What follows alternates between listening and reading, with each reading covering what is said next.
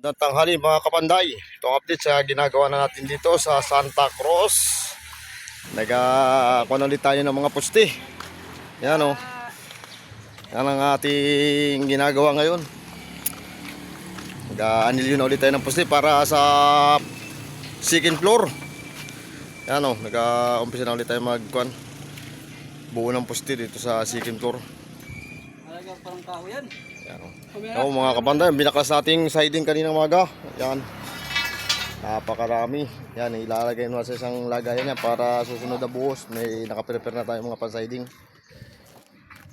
Yan o, 12 poste ang ating bubuuhin na yan. O. Yan ang pinaka-master natin na si paring Chong Lee. Yan o, pinaka-master na steelman. Ang napakalupit na steelman natin yan o. Taas-taas na ating ginagawa dito mga kapanday. Ating mga kasama si Boss Naldo. Shout out sa iyo Boss Naldo. At andito na si Kagawad Plata. Shout out. Si ano. Wala pang ating master. Si Kamaster wala pa, hindi pa umaakyat. Master Tusang. Si Kamaster electrician wala pa, hindi pa umaakyat dito sa taas. Siguro may ginagawa pa siya doon sa ilalim.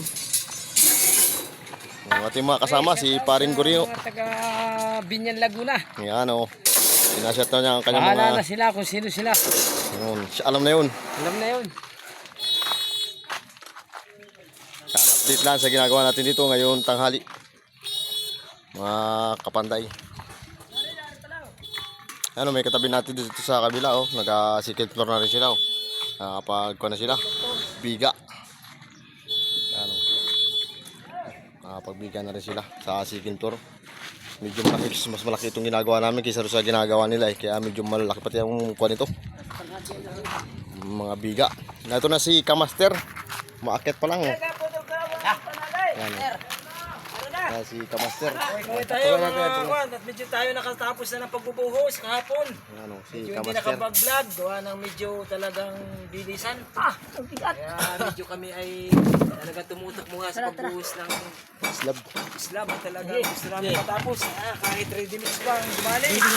Ay grabe. Ang nangyari yan. Ang punang daan.